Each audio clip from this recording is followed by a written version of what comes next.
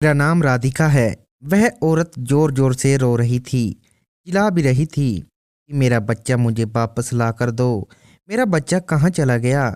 मुझे मेरा बच्चा चाहिए। और मैं वहाँ खामोशी से खड़ी हुई थी, उनकी चीखें सुन रही थी। इस तरह से रोने की आवाज़ पूरे अस्पताल में गूंज रही थी। मैंने बेरहमी से उसकी तरफ देखा। मुझे तो उसको देखकर उस पर कोई भी रहम नहीं आ रहा था, क्योंकि वह इस तरह रोने वाली अकेली औरत नहीं थी। उसकी रिक्वेस्ट मेरे किसी काम नहीं आने वाली थी। दोस्तों, स्वागत है आपका सुखदीप की आवाज़ में। दोस्तों, आज की हमारी कहानी बहुत ही ज़्यादा इंटरेस्टिंग होने वाली है, इसलिए आप कहानी को पूरा सुने। और आप इस चैनल पर नए हैं तो जल्दी से चैनल को भी सब्सक्राइब कर देना। मैंने उसे पूरी तरह से इग्नोर किया और खुद खामोशी से वहाँ से निकल कर आ गई थी। मुझे मेरे पैसे मिल गए थे और बाकी के सब लोगों में भी मैंने पैसे बांट दिए थे। इस बच्चे की असली माँ फूट फूट कर रो रही थी और उसके आंसू जमीन पर गिर रहे थे। उसका पिता भी हैरान था और उस बच्चे को मैंने दूसरे और ज़रूरतमंद लोगों को भेज दिया था जो मुझे ज़्यादा पैसे दे सके। मैं यह सब कई सालों से करती आ रही थी। यह मेरा धल था। मैं एक सरकारी अस्पताल में नर्स की नौकरी किया करती थी और यहाँ पर जन्म देने वाली औरतों के बच्चों को मैं चुरा लिया करती थी और उन बच्चों को ऐसे जोड़ों के पास दे दिया करती थी जो बांझ होते थे या फिर जिन्हें बच्चों की बहुत ज़्यादा ज़रूरत होती थी, जो औलाद के लिए तरस रहे होते थे, जो ऊपर वाले के आगे हाथ जोड़ जोड़ कर प्रार्थना किया करते थे और उनसे बच्चों को मांगते थे, रिक्वेस्ट करते थे। उनके लिए मेरे पास एक मौका था, एक ऐसा मौका जिसे वह किसी कीमत पर भी गंवाना नहीं चाहते थे। मैंने उनकी बेबसी को अपनी कमाई बना लिया था और एक माँ की गोद उजाड़ कर मैं दूसरी माँ की गोद भर दिया करती थी, जिससे मेरी जेब भरी हो जाती थी। मैं जानती थी कि जब वह गोद में एक बच्चा लेंगे तो वह मेरा हिसाब किताब नहीं करेंगे, बल्कि मेरे कदमों में पैसे रखकर मुझे दुआ देंगे। मगर फिर एक सौदा मेरे सामने आया जो मुझे हमेशा के लिए बदलने वाला था। अस्पताल में एक बच्ची पैदा हुई जिसको लेने के लिए एक अमीर आदमी मेरे पास आया था।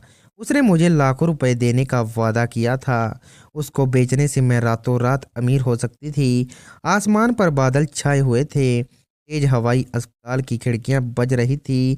तभी मेरे साथ की एक नर्स मेरे पास भागते हुए आई और कहने लगी कि आज अस्पताल में 4 लड़कियां और 2 लड़के हुए हैं, किसी एक लड़की को गायब कर देते हैं। तुम्हारे पास कोई कस्टमर है? मैंने कहा कि हाँ, एक कस्टमर है जिसने कल ही मुझसे बात की है। ऐसा सौदा मेरे सामने आया जो मेरी पूरी ज़िंदगी बदल सकता था। यह आदमी सबसे ज़्यादा अमीर था। मेरे अब तक के सारे कस्टमर भी मुझे इतना पैसा नहीं दे सके थे जितने पैसे वह मुझे एक छोटी सी बच्ची के बदले में दे रहा था। मैं कस्टमर से अपना काम ख़त्म हो जाने के बाद कोई मेल जोल नहीं रखना चाहती थी और कस्टमर तलाश करना भी मेरी ही जिम्मेदारी होता था। बच्ची को गायब हम सब लोग मिलकर करते थे। अस्पताल में मेरे साथ 2 नर्स और एक बेड बॉय शामिल था। हम पांचों मिलकर पहले प्लान बनाया करते थे और उसके बाद अपने प्लान के मुताबिक हर महीने जन्म लेने वाले कुछ बच्चों में से एक बच्चे को बेच दिया करते थे और फिर उसके इस बाद आपस में पैसे बांट लिया करते थे। सबसे ज़्यादा हिस्सा मेरा होता था, क्योंकि सबसे ज़्यादा काम भी मेरा ही होता था। मैंने अपनी ज़िंदगी में बहुत सारे बच्चों को चुराया था और बहुत सारे ऐसे पति पत्नी को देखा था जो औलाद के लिए तड़प रहे थे। उन बच्चों को देखकर और उनकी माँओं की गोद उजाड़कर मुझे कोई भी अफसोस नहीं होता था। अब की बार जिस बच्चे को हमने चुराया था उसको अस्पताल से ही गायब कर अमीर आदमी से हुई जिसने मुझसे कांटेक्ट किया था और फिर होने वाला, मगर वो मर गई। मेरी पत्नी की बेटी हुई थी और उसी ये बात पता चल चुकी थी। मैं अपनी पत्नी से बहुत ही प्यार करता हूँ। अगर उसे पता चल गया कि हमारी बेटी इस दुनिया से चली गई है तो वह अपनी जान दे देगी। वो बहुत बीमार है और ज़िंदगी और मौत के बीच जंग लड़ रही है। इसलिए मुझे किसी छोटी सी मासूम बच्चे की तलाश है ताकि उस बच्ची को ले जाकर मैं अपनी पत्नी की गोद में डाल सकूं। मैंने उससे भरोसा दिलाया था कि मैं जल्दी ही अस्पताल से कोई बच्ची चोरी करके तुम्हें दे दूंगी। उसका नंबर मेरे मोबाइल पर अभी भी मौजूद था। मैंने उसे कॉल मिलाया और मिलाने के लिए बुला लिया था। वह यह खबर सुनते ही खुश हो गया था। उसने कहा था कि तुमने मेरा बहुत बड़ा काम आसान कर दिया। मैं तुम्हें इस काम के लाखों रुपए दूंगा। बस एक बार बच्चे मेरी गोद में आ जाएं। अब से पहले मैंने और मेरे साथियों ने कई बार बच्चे चुराए थे। अस्पताल में कई बार हड़कंप मच चुका था कि किसी का बेटा गायब हो गया है तो किसी की बेटी। लेकिन आज तक कोई हमें पकड़ नहीं सका था, क्योंकि हम बच्चा चोरी करने के बाद पीछे कोई भी सबूत नहीं छोड़ते थे। मैं खुद अपनी हकीकत से छुपती रहती थी। मैं खुद एक अनाथ थी जिसे किसी ने कभी भी प्यार नहीं दिया था। ना माँ ने, ना पिता ने, और ना ही परिवार ने।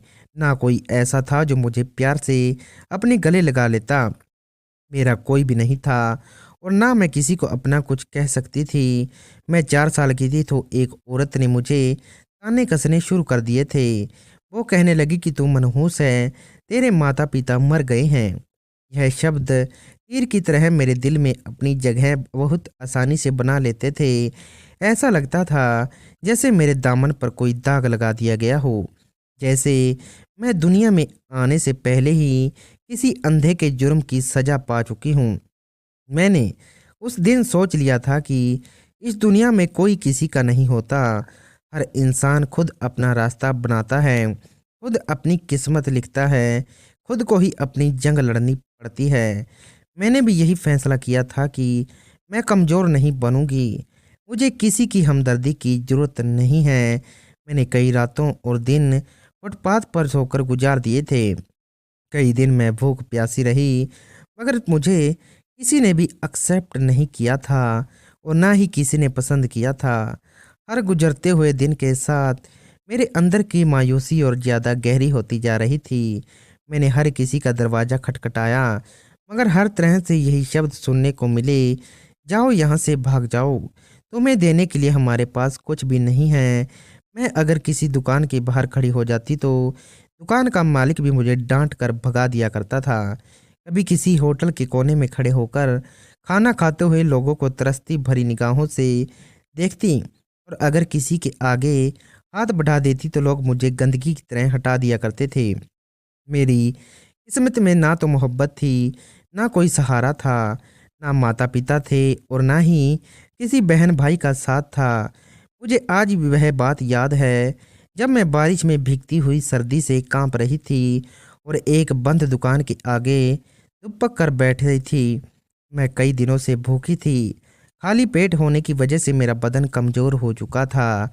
इतना कमज़ोर हो गया था कि हाथ पैर सुन पड़ने लगे थे। उसी समय एक औरत अपने बच्चे को सीने से लगाकर मेरे करीब से गुजरी तो मैंने रिक्वेस्ट करते हुए उस औरत से कहा कि आंटी, मुझे कुछ पैसे दे दो, मैं बहुत ही भूखी हूँ, कुछ खाने का खरीदना है। वह औरत रुकी और उसने रुककर गौर से मुझे देखा, और फिर उसने बच्चे को मजबूती के साथ सीने से लगा लिया, जैसे मैं कोई बीमारी हूँ, जैसे मैं उसके लिए कोई खतरनाक इंसान हूँ। उसने गुस्सा करते हुए कहा, कहीं मेरे बच्चे पर तुम्हारा पछड़ा न पड़ जाए। मेरी आंखों में आंसू आ गए थे। क्या मैं सच में मनहूस थी? क्या मैं सच में अनाथ होना दुनिया का सबसे बड़ा जुर्म था? मैंने अपना चेहरा हाथों से छुपा लिया और फूट फूट कर रोने लगी। कहने लगी कि मेरे साथ ऐसा क्यों हो रहा था। लेकिन आसमान खामोश था, ज़मीन भी खामोश थी, और मैं अपने ही रोने में बिजी हो गई थी। सारी रात इसी तरह से गुजर गई थी, और फिर भी मैं वहीं बेहोश होकर गिर गई। जब मेरी आंख खुली तो एक कुत्ता मेरे पास बैठा हुआ था। शायद वह भी बारिश में पनाह तलाश कर रहा था। मैंने कमज़ोर हाथों से उसे थामा तो वह मेरी गोद में सर रखकर बैठ गया। वही समय था जब मैंने सोचा कि शायद दुनिया में मोहब्बत अभी बाकी है, मगर इंसानों में नहीं। जब मैं 12 साल की हुई तब एक औरत ने मुझे गोद लेने का सोचा। मुझे लगा कि शायद अब मेरी ज़िंदगी बदलने वाली है। अब तो मेरी ज़िंदगी में खुशियां ही खुशियां आ जाएंगी। मगर यह सब सिर्फ एक धोखा था। वह सिर्फ मुझे अपनी नौकरानी बनाने के लिए ले जाना चाहती थी। एक ऐसा साया जिसका कोई वजूद नहीं था, बस एक ऐसा हाथ जो काम करे और बदले में सिर्फ लोगों के ताने सुने।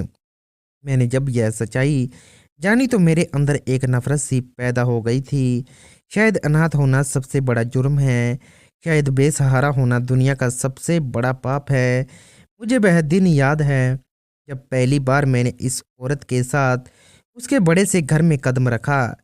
मेरे नन्हे से दिमाग में उम्मीद की एक किरण जागी थी कि शायद अब मैं भी किसी की बेटी बन सकूंगी। शायद मुझे भी कोई अपना समझने वाला मिल गया। शायद मेरे लिए भी एक नरम साया होगा। मगर हकीकत इस उम्मीद से कई ज़्यादा जुल्म से भरी हुई थी। पहले ही दिन जब मैं डरी हुई नज़रों से इधर उधर देखा तो नौकर ने जुल्म से देखा जैसे कोई आम लड़की नहीं बल्कि एक बेकार चीज हूँ जिसे जबरदस्ती उनकी जिंदगी में दाखिल कर दिया गया हो। उस औरत ने मुझे मेले से कपड़े दे दिए और कहा कि इसे पहन लो, तुम अब से मेरे घर में काम किया करोगी। मैंने हैरानी से उनकी तरफ देखा और कहा कि मगर आपने तो कहा था कि आप मुझे अपनी बेटी बनाकर रखेंगी। यह सुनकर वह जोर जोर से हंसने लगी और कहने लगी कि लड़की, तुम जैसी लड़कियां किसी की बेटियां नहीं होती, बस नौकरानी बनने की काबिल ही होती हैं। मेरे नन्हे से दिल पर यह शब्द एक पत्थर की तरह लगे थे। मैंने कुछ बोलने के लिए अपने मुंह को खोला ही था, मगर मेरे शब्द मेरे मुंह से निकल ना सके। पहली रात मुझे किचन में भेज दिया गया था, जहाँ के एक कोने में मुझे सोना था, लेकिन वहाँ पर दो चूहे दौड़ रहे थे। अंधेरे में पूरे कमरे को अपनी लपेटे में ले लिया था। मैंने खुद को समेटकर जमीन पर लेटने की कोशिश की, मगर सर्दी की वजह से मैं कांप रही थी। मैंने अपनी आंखों को जोर से बंद कर लिया था और दिल ही दिल में ऊपर वाले से मदद की गुहार लगा रही थी कि क्या मेरे भाग्य में यही सब लिखा है।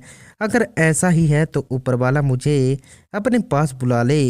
मैं ऐसे ही हरगिज नहीं गुजार सकती। दिन इसी तरह से गुजरने लगे और मेरे साथ यहाँ पर हर दिन बड़ा बुरा सलूक किया जाता था। मुझे खाना भी पेट भर के नहीं दिया जाता था।